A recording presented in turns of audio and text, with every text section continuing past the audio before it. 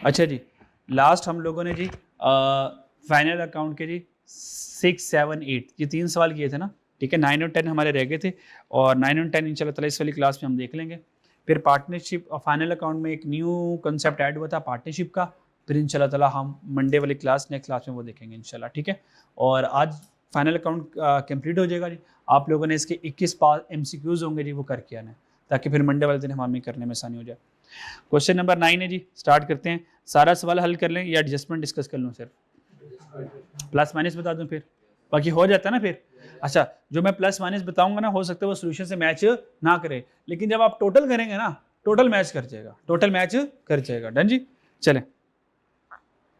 सवाल कौन सा जी? क्वेश्चन नंबर 9 है, फरहान ट्रेडर वाला। पहले एडजस्टमेंट भी आ जाए।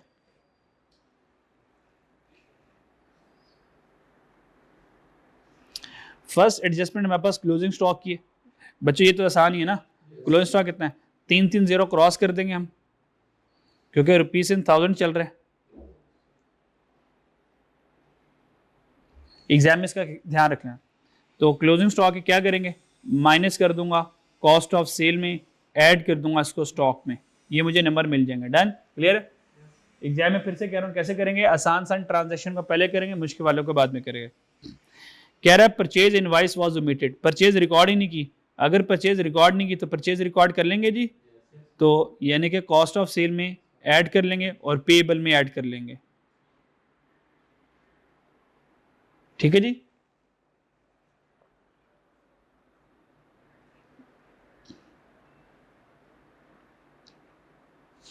जी, पेबल क्यों आया? क्योंकि परचेज इनवाइस है। डन जी, कैश परचेजेस नहीं है। Pre payment and other receivable include 80 which was expired during the year but no adjustment was recorded in the book। कहता कोई एडजस्टमेंट नहीं हुई। बच्चों देखें, pre payment and other receivable में एक 80 की अमाउंट इंक्लूड है, which was expired during the year. Which was expired during the year का मतलब ये है, ये प्री पेमेंट को हमने एक्सपेंस बना लिया। लिख लें, वाज एक्सपायर्ड ड्यूरिंग द मतलब एक्सपेंस इंकर्ड, यानी कि एक्सपेंस हो गया, एक्सपेंस हो गया। अगर ये एक्सपेंस हो गया तो फिर इसको रिकॉर्ड होना चाहिए एज एन एक्सपेंस। तो जब हम इसको एज एन एक्सपेंस के तौर पर रिकॉर्ड करेंगे तो क्या करेंगे जी? एक्सपेंस के तौर पर रिकॉर्ड करें तो क्या करेंगे जी? एक्सपेंस हम क्या करेंगे जी? डेबिट कर देंगे, और हमारे पास रिसीवेबल है, अदर रिसीवेबल्स को कम कर देंगे।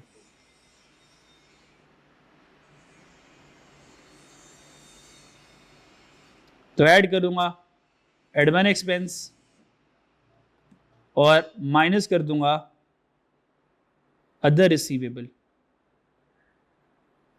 प्री पेमेंट था ना, रिसीवेबल।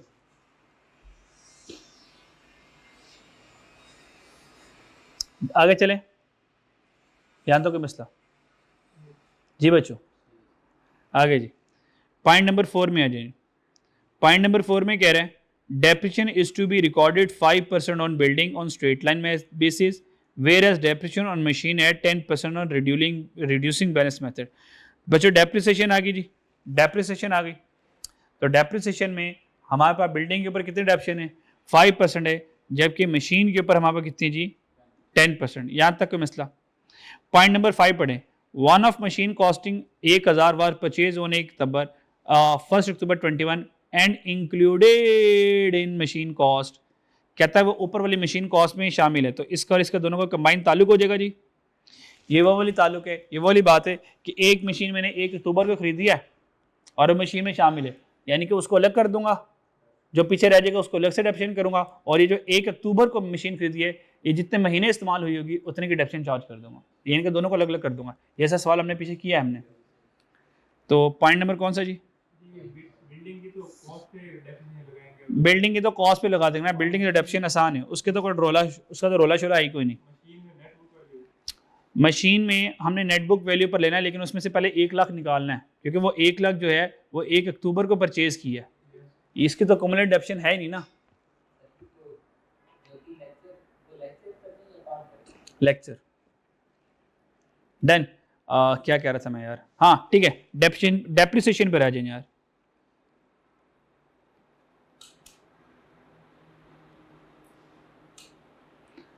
डेप्रिसिएशन पर आ जाए।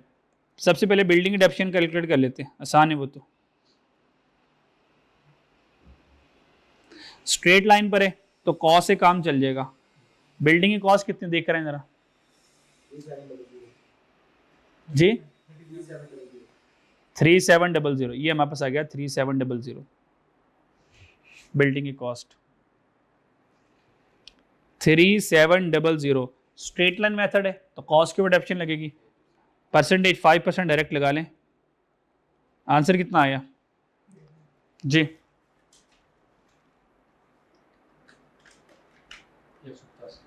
185। ये 185 हमारे पास बिल्डिंग की डेप्रिसिएशन आ गई। अब आ जाए मशीन की डेप्रिसिएशन के ऊपर।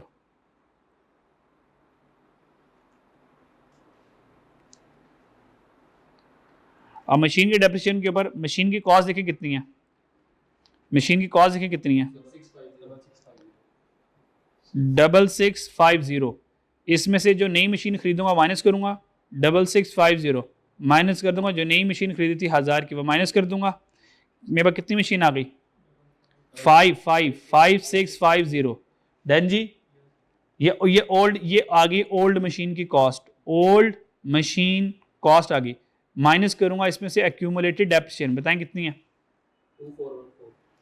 2414। अब इसके ऊपर लगा दूंगा रेट पूरे साल का 10%। आंसर क्या आया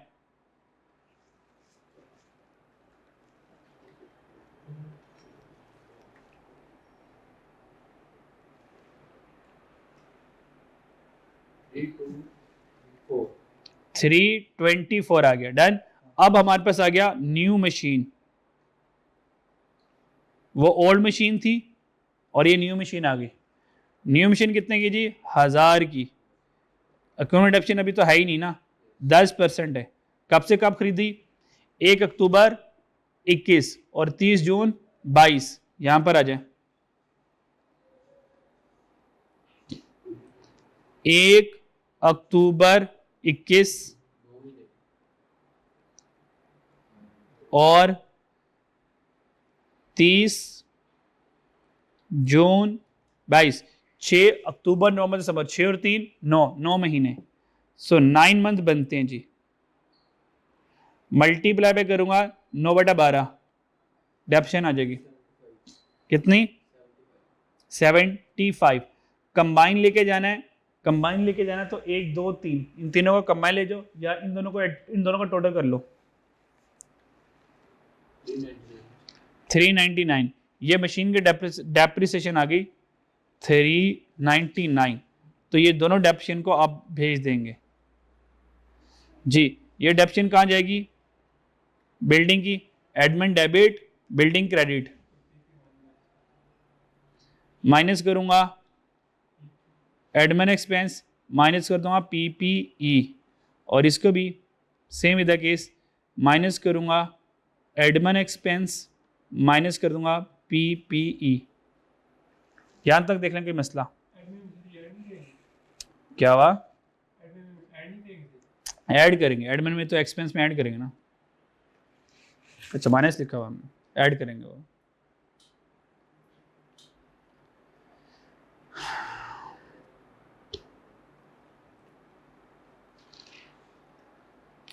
जी पॉइंट नंबर 4 और 5 डन जी। पॉइंट नंबर 6 पर आ जाए। पॉइंट नंबर 6 में loan was taken on 1 January 22 shall repayable in 5 equal principal. पिछले वाले सवाल में 6 इक्वल प्रिंसिपल था, अब यहाँ पे 5 इक्वल प्रिंसिपल है। स्टार्टिंग कब हो रहा है जी 1 जनवरी 23 along with interest due on loan. जितना लोन ड्यू होगा उसके ऊपर इंटरेस्ट भी पे करना पड़ेगा। ये तो वो लोन वाली एडजस्टमेंट है, ये ऑलरेडी हमने की हुई है। पॉइंट नंबर 6, पॉइंट नंबर 6 को यहाँ पे कर लेते जरा।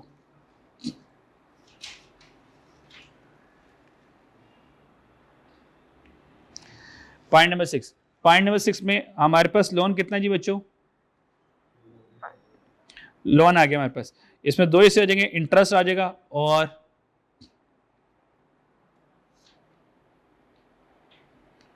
करंट और नॉन करंट। चलो इस तरह आज जरा पैटर्न चेंज कर लेते हैं जरा। लोन कितना हमारे पास 5,000, यानी कि लोन आ गया 5,000 का। आज जरा पैटर्न चेंज कर रहा हूँ मैं। सबसे पहले इसके ऊपर इंटरेस्ट कैलकुलेट कर लेते हैं, आसान सी कैलकुलेशन है। इंटरेस्ट 5,000 है जी, इंटरेस्ट कितना देना हमने 12%। कितने महीनों का, आए जरा। लोन कब लिया 1 जनवरी 22, 1 जनवरी 22 से 30 जून 22 तक का सफर, कितने महीने बनते हैं 1 जनवरी 22 से 30 जून 22, कितने महीने बनते हैं 6 महीने। तो 6 महीनों का लोन कैलकुलेट कर लेंगे। आंसर कितना आया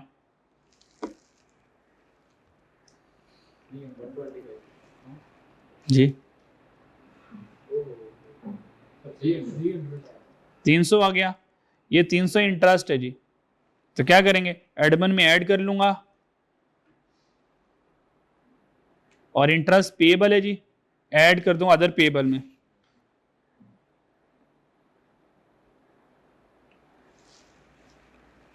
यहां तो कोई मसला है तो पूछ ले जी बच्चों। ये अभी इंटरेस्ट वाली कैलकुलेशन आई है, अभी करंट और नॉन करंट लाइबिलिटी वाला सीन पड़ा हुआ है बाकी। यहां तो कोई मसला, यहां पर है फिर देखिए जी, ये इंटरेस्ट वाली बात क्लियर हो गई। फिर अगर है ये जो 30 जून 22 है, 30 जून 22 से आगे एक साल कैलकुलेट करें, और 30 जून 23 होगा ना, आसान सी है।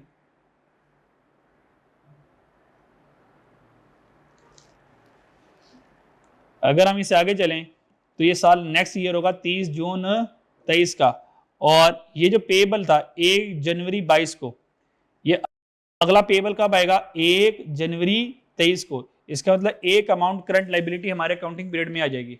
डन, तो वह क्या आ जाएगा करंट लाइबिलिटी।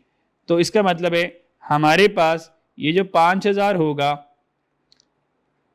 5,000 में से करंट लाइबिलिटी और नॉन करंट लाइबिलिटी, तो 1,000 जो है वो करंट लाइबिलिटी हो जाएगा, और 4,000 जो है वो ये नॉन करंट लाइबिलिटी हो जाएगा। डन बच्चों, 1,000 कैसे 5,000 है और 5 इक्वल पेमेंट है, तो 1,000 एक एनुअल पेमेंट बनेगी।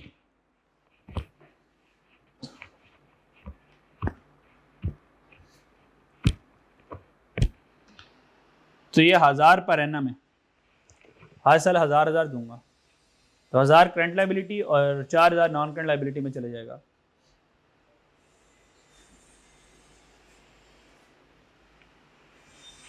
जी समय लगी, दोबारा समझाऊं।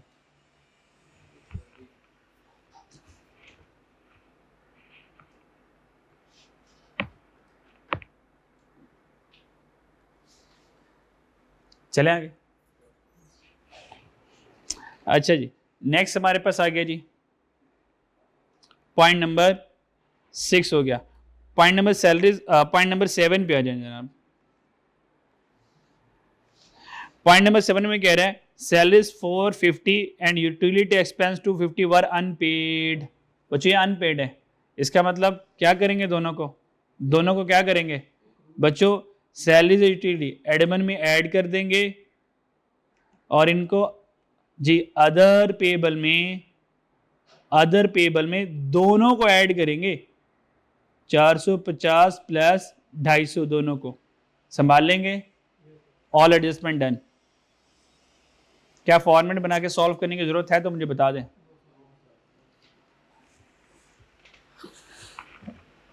सारी एडजस्टमेंट करने के बाद आई कैप के सोल्यूशन से टोटल मैच करना है आपने। डन। समटाइम वो किसी एडजस्टमेंट को कंबाइन ले जाता है, हम स्प्लिट कर करके लेके जा रहे होते हैं। जैसे वो डेप्रिसिएशन को नॉर्मली कंबाइन लेके जाता है, हमें पता हम 85 को अलग लेके जाएंगे, 399 को अलग लेके जाएंगे। Question number 9 done. Last question में आ जाए। क्वेश्चन नंबर 10 आसान ही है, 9 भी आसान ही था मेरे ख्याल से। क्वेश्चन नंबर 10 में आ जाए। क्वेश्चन नंबर 10 में फर्नीचर फिक्सचर आ गया, shop equipment, accumulated डेप्शन, supplies on hand. Supplies on hand का मतलब क्या है, सोच के जवाब देना है। एसेट होगा 300 का या एक्सपेंस होगा, supply on hand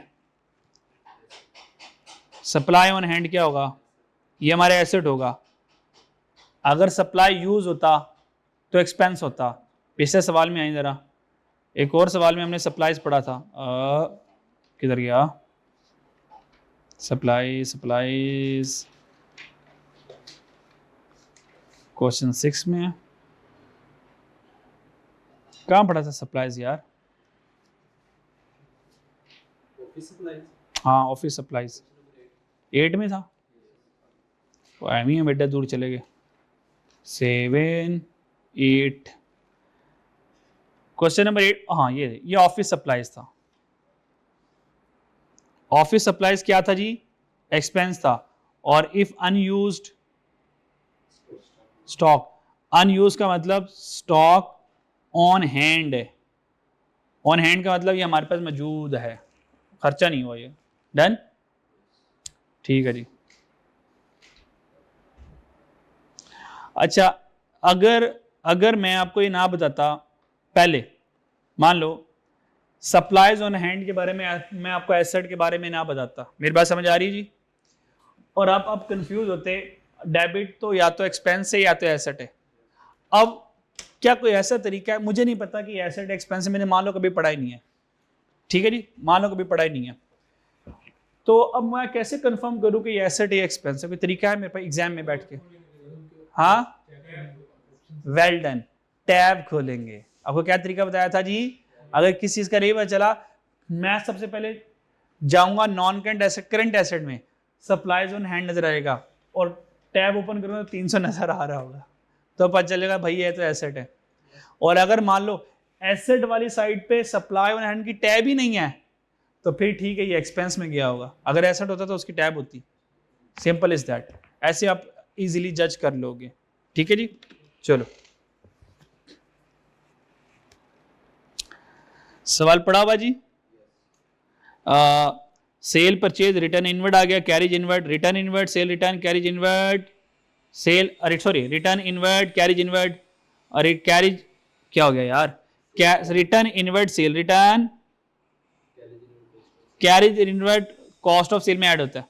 return outward जी परचेज रिटर्न, और आपको पता है ये परचेज रिटर्न माइनस होगा किसमें से जी, कॉस्ट ऑफ सेल में से, और सेल रिटर्न माइनस होगा जी सेल में से। चलो बताइए, salary expense, insurance, interest expense, commission paid, advertisement expense, free sampling खर्चा, account receivable, asset, trade payable, other income, allowance, allowance आ गया कितने का, 125 का, कैपिटल ड्राइंग्स आ गया। सब कुछ हमने जाने पहचाने, कोई नई आइटम नहीं आई, ऑन हैंड वाली बात ही वो मैंने आपको बता दी। फर्स्ट इंफॉर्मेशन पर आ जाए, पहले इंफॉर्मेशन पर आ जाए, एडिशनल इंफॉर्मेशन में इन्वेंट्री कितनी है बच्चों हमारे पास, इन्वेंट्री हमारे पास से 3, अच्छा रुपीस इन थाउजेंड सारे सवाल में चल रहा है, तो 3 जीरो उड़ा दो पहले,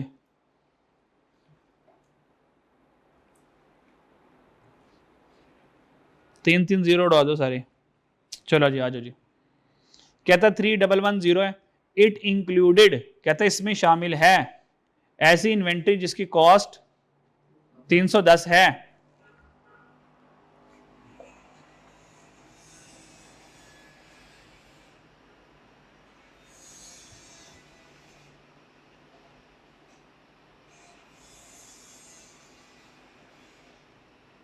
अच्छा जी,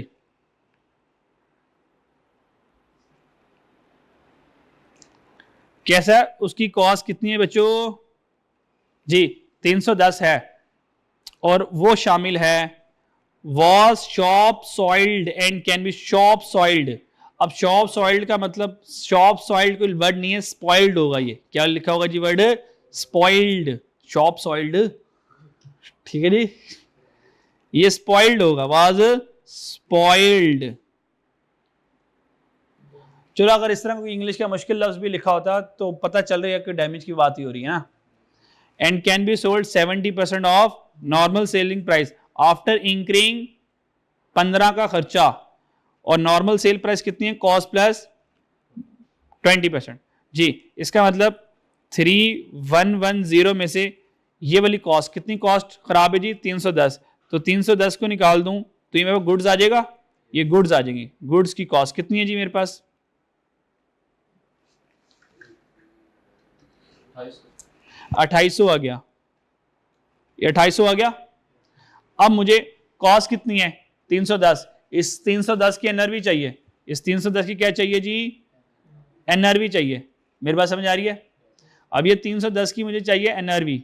अब एनआरवी कैसे आएगी मेरे पास, एनआरवी कैसे आएगी, ये जो 310 है ये कितने कॉस्ट प्लस 20%, तो कॉस्ट 100 पर है, प्रॉफिट 20, तो सेलिंग प्राइस 120 पे है, मुझे सेलिंग प्राइस तक जाना है, तो ये किस पे पड़ा हुआ 100 पे, मुझे कहां पे जाना है 120 पे। डन जा, रुके रुके रुके, ये सेल प्राइस आ गई, डायरेक्ट कर रहा हूं, समझ रहे हैं? सेल का 70% लेना है तो यार इसका 70% ले ले, 70% ले ले। मेरी बात समझ आ रही है? ब्रेकें लगाएं ब्रेकें लगाएं ब्रेकें लगाएं, फिर ये 15 माइनस भी तो करना है, तो इधर ही कर देते हैं यार, 15 माइनस भी कर देंगे, डायरेक्ट जो भी आएगा ये एनआरवी आएगा मेरे पास। डन जी भाई, इतना डायरेक्ट डायरेक्ट सही है जी, या थोड़ा सा स्टेप बाय स्टेप कर लें सॉल्व? डन जी, समय लगती है ना, बस लग रही तो फिर करें काबू, एनआरवी बताएंगे इतनी आई है।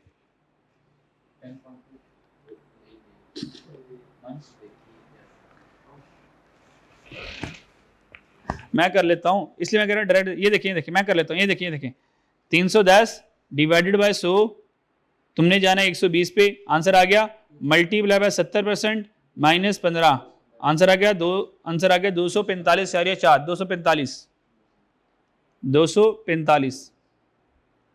तो क्या करेंगे, इसमें 245 ऐड करेंगे, आंसर बताएं कितना आया जी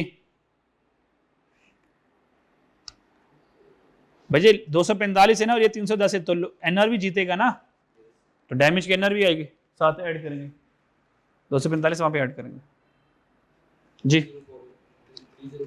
3045, ये कॉस्ट है, क्या करेंगे जी, कॉस्ट से क्या स्लू करेंगे, माइनस करेंगे, कॉस्ट ऑफ सेल में ऐड करेंगे स्टॉक में। कोई मसला? ऐसे वाली एडजस्टमेंट आपने की हुई है, इसमें कोई मसला है तो मेरे से पूछ लें।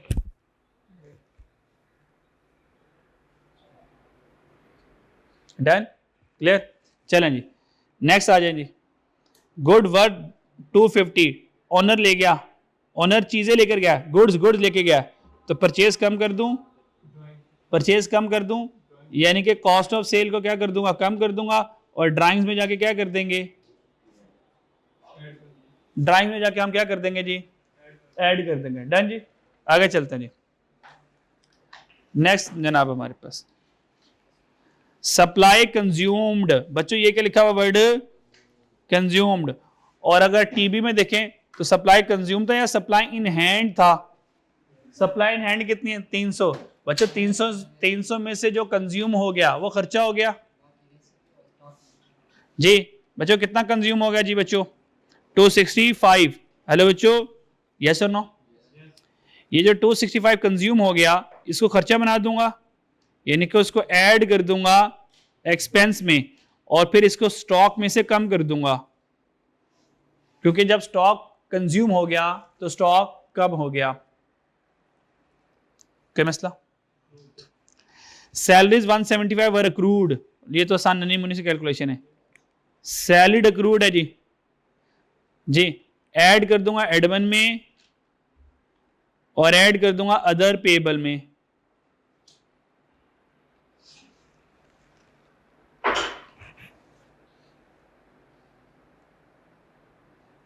डन,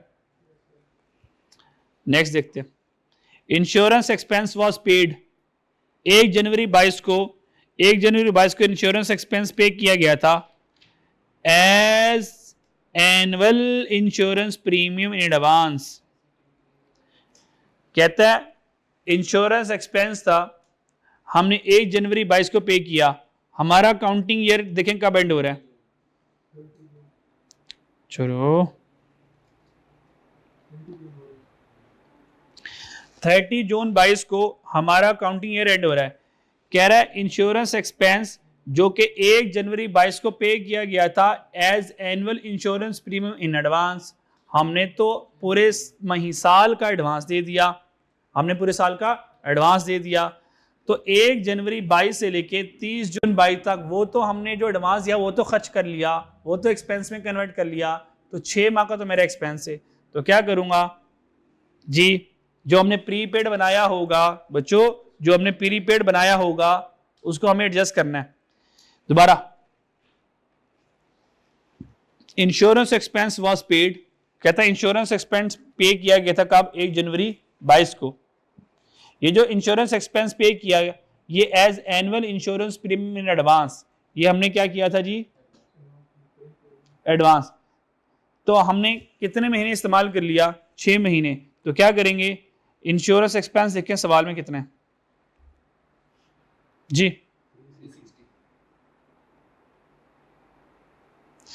इंश्योरेंस एक्सपेंस 360 है जी, क्या जी 360, 360 बच्चों ये पूरे साल का जी, और हमें कितने माह के लिए चाहिए, 6 माह के लिए चाहिए। आंसर बताएं कितना आया, 180 है जी।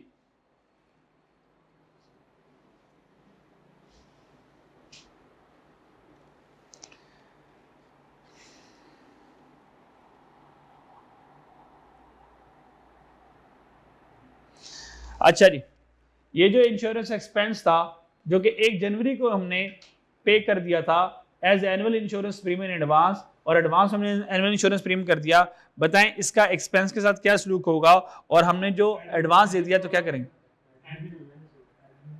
जी बच्चों,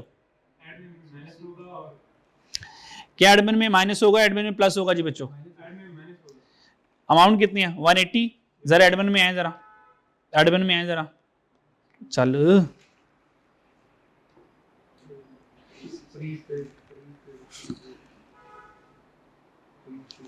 एडमिन में आए जरा बच्चों, एडमिन में आए, 180 क्या हुआ है माइनस, और उसके बाद रिसीवेबल में आए जरा 180 ऐड हुआ हो, किधर गया, प्रीपेड इंश्योरेंस, प्रीपेड इंश्योरेंस जी, जी बच्चों एडमिन में क्या हो गया बच्चों, ये माइनस हुआ, ये बच्चों माइनस क्यों हुआ ये, और ये प्रीपेड में ऐड क्यों हुआ ये जी, जी बच्चों ये एडमिन में हम देखें, नॉर्मली हमारे पास जो प्रीपेड खर्चा होता था बच्चों, हमारा खर्चा तो था ही नहीं ना, हमारा खर्चा था ही नहीं है डन जी। तो हमने क्या करना है, खर्चे को माइनस करना है और वो एसेट को रिकॉर्ड कर देना है। ये हमने क्यों किया, बात समझ आई कि नहीं आई,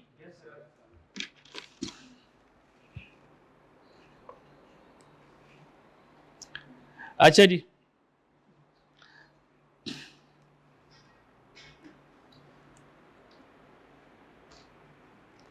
माइनस कर देंगे एक्सपेंस को और ऐड कर देंगे किसको बच्चों, प्रीपेड को।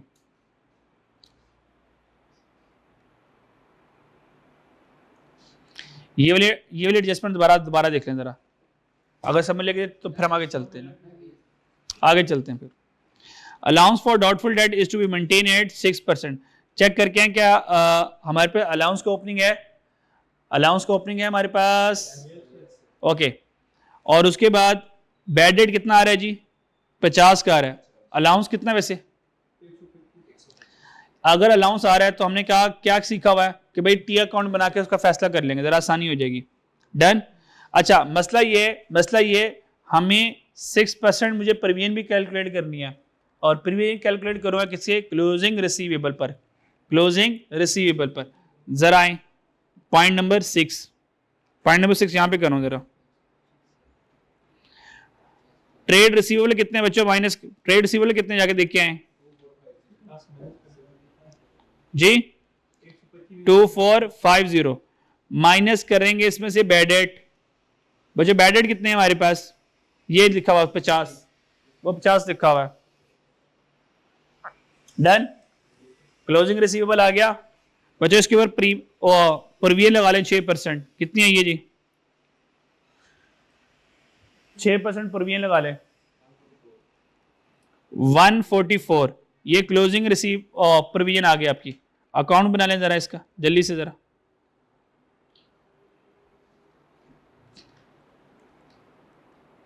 ओपनिंग कितनी बताई थी आप लोगों ने, 125 ओपनिंग है, कैरी डाउन कितना आ गया 144, इसका मतलब प्रोविजन इंक्रीज हुई है, कितने से इंक्रीज हुई है,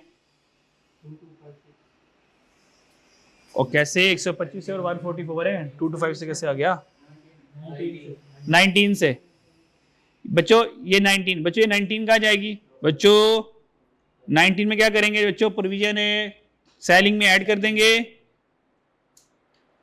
और 144 का क्या करेंगे जी बच्चों, 144 का क्या करेंगे माइनस कर देंगे ट्रेड रिसीवेबल में। डन, यहां देख लेंगे मसला।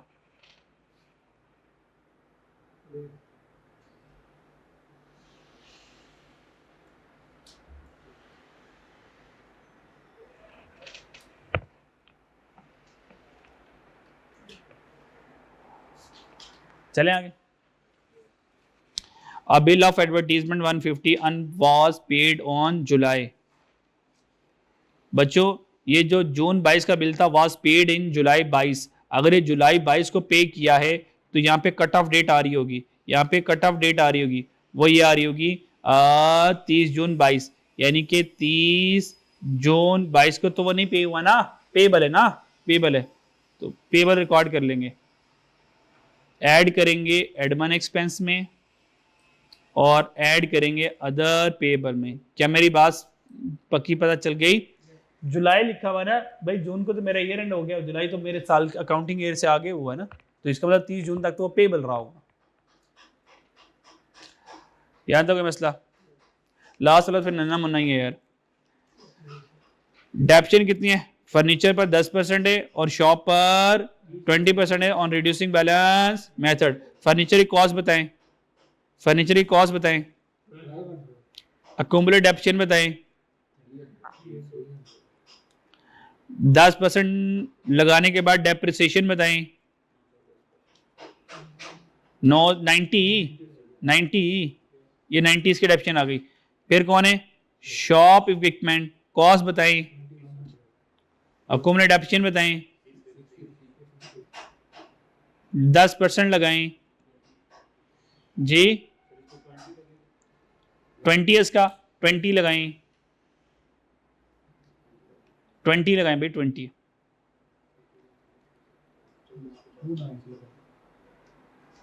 आंसर कितना आया? 290, 290। ओके, आंसर आ गया 290। तो क्या करेंगे, 90 और 290 दोनों को ऐड करके लेके जाना चाहे ले जाएं, इकट्ठा लेके जाना चाहे इकट्ठा इसको लिख सकते हैं। यहां तक देख लें कोई मसला है तो मुझसे पूछ लें। इस पूरी एडजस्टमेंट में से 1 से लेकर 8 तक इनमें से किसी एडजस्टमेंट में कोई प्रॉब्लम है तो मुझसे पूछ लें। सर ये प्लस माइनस क्यों हुआ, क्यों नहीं हुआ? फाइनल अकाउंट डन जी, माशाल्लाह, फाइनल अकाउंट अल्हम्दुलिल्लाह डन जी। इसमें से देख लें कोई एडजस्टमेंट दोबारा समझने, मुझसे जल्दी से समझ लें।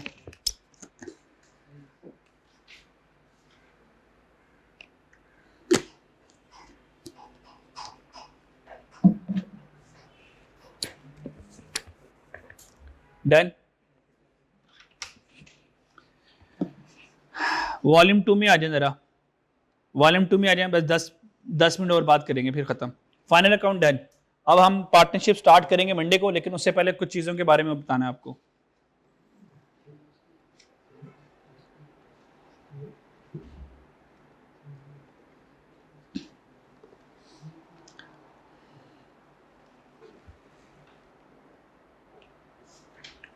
चलो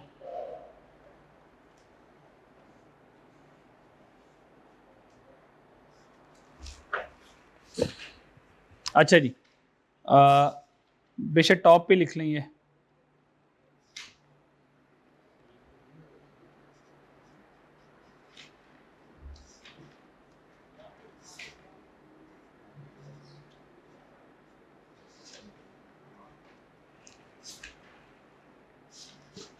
बच्चे यहाँ पे आ जाए ज़रा, ये कुछ क्वेश्चंस के बारे में मैंने आपको बताया था, ठीक है? ज़रा थोड़ी सी जल्दी से ग्रिड के बारे में बात कर लेते हैं, चैप्टर ग्रिड के बारे में बात कर लेते हैं, चैप्टर ग्रिड के बारे में बात कर लेते हैं। आप लोगों के लिए तैयारी करना ज़रा आसान हो जाएगा।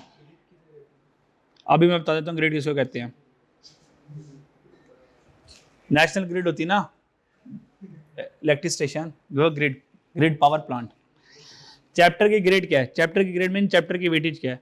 बच्चों each chapter will be test maximum 8 marks. हर एक जो चैप्टर से जो मैक्सिमम नंबर आएंगे वो 8 नंबर के आएंगे। Number 1 each chapter will be tested, या एक आपने कहा है each chapter will be tested maximum 8 marks. हर एक चैप्टर 1 और 2, हर एक चैप्टर जो है वो 8 नंबर का टेस्ट होगा। इससे ऐसा कोई चैप्टर नहीं जिसमें 8 से ज्यादा नंबर आ जाए। डन जी जी। हर एक चैप्टर में, हर एक चैप्टर एग्जामिन आईक्यू क्या कहता है, हर एक चैप्टर को हम मैक्सिमम कितना टेस्ट करेंगे, 8 नंबर का। इसकी रीजन क्या है, ताकि वो सारे चैप्टर को टेस्ट कर सके। फिर एक्सेप्ट, फिर जी एक्सेप्ट कहता 3 चैप्टरों को छोड़ के, 3 चैप्टरों को छोड़ के। नंबर 1 जैसे आप लोगों ने भी कहा sir final account, final account 8 number से ज्यादा का टेस्ट हो सकता है, और वो हमें पता है वो तो 20 नंबर का टेस्ट होना है। डन। दूसरा चैप्टर, इसका मतलब अब जिन चैप्टर को मैं नाम लिख रहा हूं ये आपकी तैयारी में सबसे आगे होंगे, ये सबसे आगे होंगे, सबसे पहले होंगे, क्योंकि ये अगर ये चाहें तो 8 से ऊपर निकल सकते हैं। ये 8, 16, 20 तक भी कला जा सकता है। वो लॉटरी में सबसे पहले नाम निकला डेप्रिसिएशन का, दूसरा नाम निकला, ये पता नहीं क्यों कह रहा है ऐसे। गैस तब तक, जब तक सही नहीं होता तब तक आप गैस कर सकते हैं। 1 से लेके 10 तक नाम लेंगे, किसी न किसी का नाम आ ही जाएगा।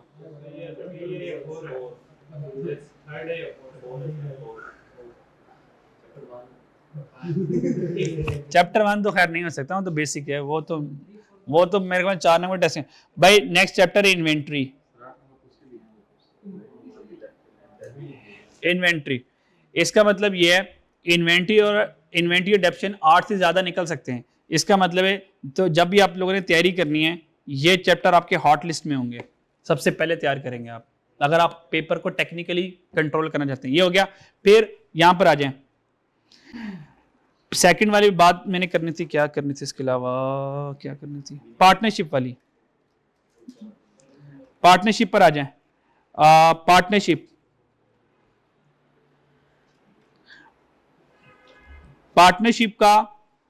पार्टनरशिप का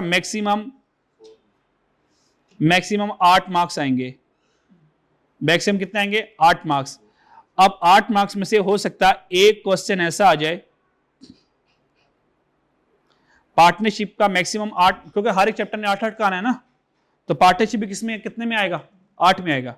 लेकिन पार्टनरशिप में एक बात जो याद रखने वाली हुई है, पार्टनरशिप में जो एक एमसीक्यू आएगा वो 4 नंबर का आएगा। बच्चों एक एमसीक्यू ऐसा आएगा, जी भाई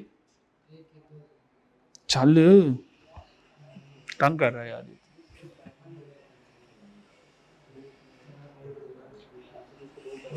एक एमसीक्यू 4 नंबर का आएगा, दूसरा एमसीक्यू भी 4 नंबर का आ सकता है, टोटल 8 हो गए। और तीसरा एमसीक्यू नजर नहीं आ रहा होगा। डन। या एक एमसीक्यू 4 नंबर का आएगा, 2 एमसीक्यू 2-2 नंबर के आएंगे, कुल मिला के तो 8 ही बनने हैं। हाँ जी हाँ जी, ऑब्वियस बात है। 4 नंबर वाले में वर्किंग ज्यादा होगी ना, 2 नंबर वाले में नन्ही मुन्नी वर्किंग होगी, ये तो ऑब्वियस बात है ना जी। कोई नहीं कोई नहीं कोई नहीं। एक एमसीक्यू कितने का आएगा जी, 4 मार्क्स का आएगा। डन। दूसरा एमसीक्यूज भी 4 नंबर का आएगा, या 2 जमा 2 के साथ आएगा। बात समझ लगी जी, टोटल 8 बन जाने। क्लियर हो गया। अच्छा एक और चीज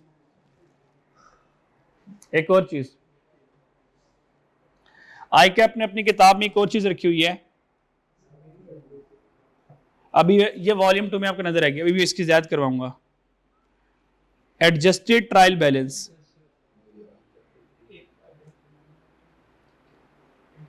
एडजस्टेड ट्रायल बैलेंस क्या है, वो आपको गलत वाली ट्रायल बैलेंस देगा, अब उसमें सारे करेक्शन ऑफ एरर करोगे और सही से ट्रायल बैलेंस को दोबारा से एडजस्टेड बना लोगे, यानी कि अनएडजस्टेड से गलतियां plus minus correction of error वाला, और क्या करोगे ट्रायल बैलेंस को एडजस्ट कर लोगे। ठीक है जी। तो adjusted trial balance numerical question हमारे सिलेबस में नहीं है। Adjusted trial balance numerical question not examinable, वो एग्जामिनेबल नहीं होगा। मैं भी क्वेश्चन दिखाता हूं आपको, वो अच्छा खासा लेंथेस वाला, वो एग्जामिनेबल नहीं है, इसकी थ्योरी आ जाएगी, इसकी सिर्फ थ्योरी आएगी। हाँ हाँ, वो एरर के बारे में पूछ लेगा। वॉल्यूम 2 में आए जरा आप, ये बातें ज़हन नशीन होगी जी। ठीक है जी। एडजस्टेड ट्रायल बैलेंस वाली बात बता दूं, फिर इंशाल्लाह ताला पार्टनरशिप इंशाल्लाह नेक्स्ट क्लास में करेंगे, फिर क्लास खत्म हो जाएगी हमारी।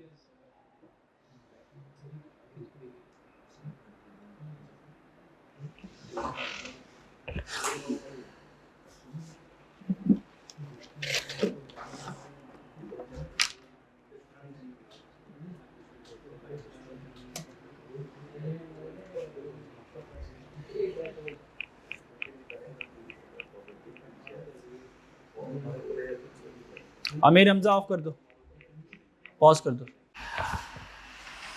जी बच्चों, फाइनल अकाउंट के 10 सवाल कर लिए और मैंने आपको ग्रिड भी बता दी। Done.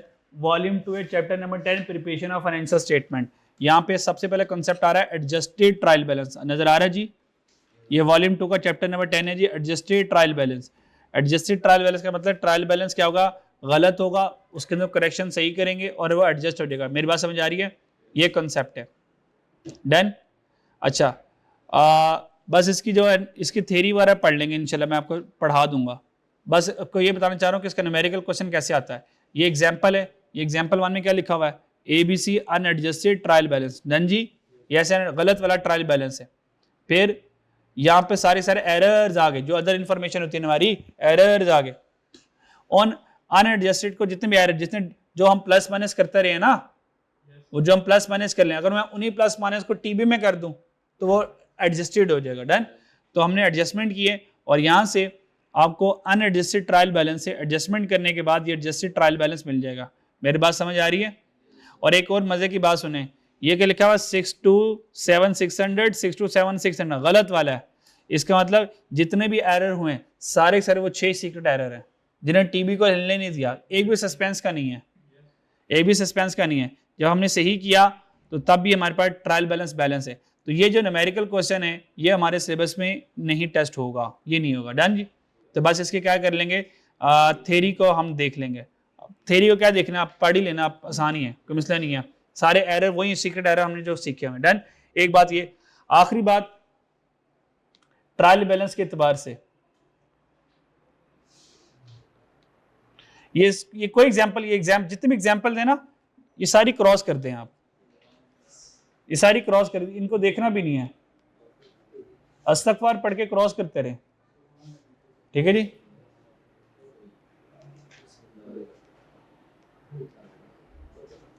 Example 3 cross.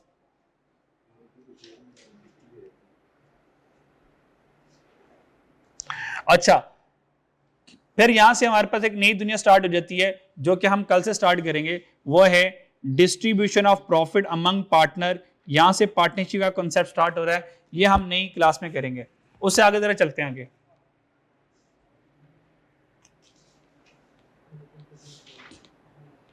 Final account के क्वेश्चन होंगे यहां पे, जरा बताता हूं आपको। क्वेश्चन नंबर, फाइनल अकाउंट के एडवांस क्वेश्चन आगे जरा बच्चों, क्या जी, फाइनल अकाउंट के एडवांस क्वेश्चन आप लोगों ने इनको सॉल्व नहीं करना, आप लोगों ने इनको सॉल्व नहीं करना। ये जहरीले क्वेश्चन है जी, ये आपके सारे कंसेप्ट के ऐसी तैसी फेर देंगे।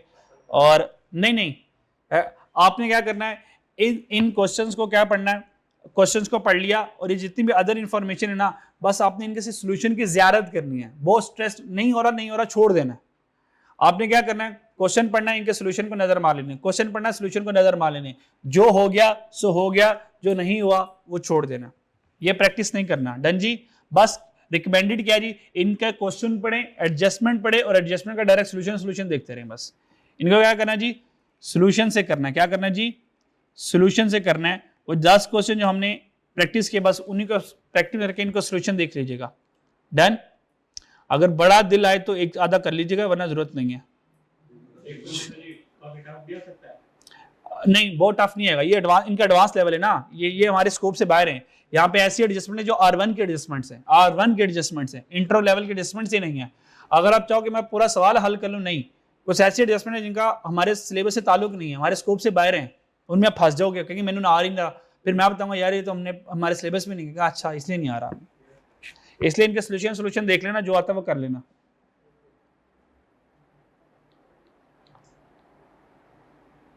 क्वेश्चन नंबर 2 में आए, जरा इसके ऊपर थोड़ी सी बात करनी है बस। क्वेश्चन नंबर 2 में आए, क्वेश्चन नंबर 2 में आए, और क्वेश्चन नंबर 2 में यहां पे एक चीज देखें, मजे की चीज, ये देखें, ये देखें, ये देखें क्या लिखा हुआ है, कॉस्ट ऑफ सेल, क्या लिखा हुआ है, कॉस्ट ऑफ सेल, और ये क्लोजिंग इन्वेंट्री। हालांकि क्लोजिंग इन्वेंट्री तो हमेशा अदर इंफॉर्मेशन में आती है ना, तो इसका मतलब ये परपेचुअल है, ये परपेचुअल सिस्टम से टीबी बना हुआ है। डन। अगर परपेचुअल सिस्टम से बना हुआ है तो देखो कॉस्ट ऑफ सेल बनी बनाई आ गई, कॉस्ट ऑफ सेल बनी बनाई आ गई। क्लोजिंग इन्वेंट्री को आज चुपचाप जाके एसओएफपी में जाके रखूंगा, पार्क करूंगा वहां पे, फिर बाकी सब कुछ वही है। अगर कोई कॉस्ट ऑफ सेल में एडजस्टमेंट होनी हो तो कॉस्ट ऑफ सेल में यहां पे कुछ प्लस कर दूंगा, यहीं पे कुछ माइनस कर दूंगा, तो ये सही हो जाएगा। मेरी बात समझ आ रही है? जैसे कि एग्जांपल नन्ही मुन्नी से बस एक कर देता हूं, कहता है inventory shortage amount 2 million which is considered to be normal. Perpetual है ना, तो परपेचुअल में नॉर्मल लॉस की एंट्री करता हूं, एबनॉर्मल की भी करता हूं। डन जी।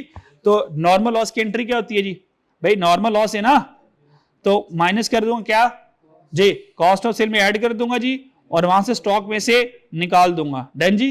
कितने को, 2 मिलियन को, तो क्या करूंगा, कॉस्ट ऑफ सेल है जी, रुपीज इन 1000 है, मिलियन है ना, तो क्या करूंगा, कॉस्ट ऑफ सेल में 2 ऐड कर दूंगा और स्टॉक में से 2 निकाल दूंगा। बस ऐसे कर लेना आप लोग, बस ये करना है। ये परपेचुअल होता है जी, ये परपेचुअल होगा। ऑल रिमेन सेम, यानी कि अगर आप मुझसे पूछें सर पीरियोडिक में और परपेचुअल में कितना को फर्क है, मैं कहूंगा 99 और 100 का। देन जी, जो परपेचुअल है वो 99% सेम है पीरियोडिक में, सिवाय एक जगह पर ये नॉर्मल लॉस की एंट्री की इजाजत दे देता है, पीरियोडिक नॉर्मल लॉस की एंट्री की इजाजत नहीं देता, बस ये फर्क है, बाकी ऑल रिमेन सेम है। डन। वहां पे हम cost of sale opening purchases करके करते हैं, यहां पे बना बनाया रहता है, प्लस माइनस रिमेन सेम होगा। क्या मेरी बात समझ आ रही है? चलें एक और देखते हैं, पार्ट बी देखते हैं। Good costing 15 million were damage in fire. भाई फायर से चीजों का डैमेज होना नॉर्मल है एबनॉर्मल? अगर एबनॉर्मल है तो अब इसने कहां जाना, प्लस माइनस देखो कहां जाएगा, ये ऐड कर दूंगा एडमन में, और चीजें चले गई तो इन्वेंट्री क्या कर दूंगा, माइनस कर दूंगा। तो एडमन जो भी मेरे पास यहां पर होगा, एडमन है मेरे पास, ये आ गया एडमन, ये एडमन आ गया 146, इसमें क्या कर दूंगा, ऐड कर दूंगा 15 को, और स्टॉक से 15 को ऐसे करके निकाल दूंगा, बस खत्म, आंसर सही है जो हमारे साथ। डन। तो बस ये परपेचुअल इन्वेंट्री सिस्टम होता है, लेकिन एग्जामिनर नॉर्मली आपको पीरियोडिक ही देगा, लेकिन परपेचुअल आ जाए तो देखो बस कुछ से ऑल रिमेन सेम है ना, कोई कुछ भी नहीं है, नथिंग इज न्यू। डन। कोई सवाल है तो मुझसे पूछ लें, चलें आगे। तीसरी वाली भी करनी है, ड्राइंग से, ड्राइंग में 1 ऐड करूंगा, और ड्राइंग किस में हुई है, गुड्स में हुई है, भाई कॉस्ट ऑफ सेल में से माइनस कर दूंगा, यानी कि तीसरी भी करूं तो 1 कर दूंगा माइनस, और ड्राइंग में ऐड कर दूंगा। डन। बाकी बात ठीक है जी। कल इंशाल्लाह ताला पार्टनरशिप रह गया, पार्टनरशिप स्टार्ट करेंगे, फिर हमारा चैप्टर 10 फाइनल अकाउंट कंप्लीट हो जाएगा, और फिर last chapter books of prime inter रह जाएगा। अल्लाह हाफिज।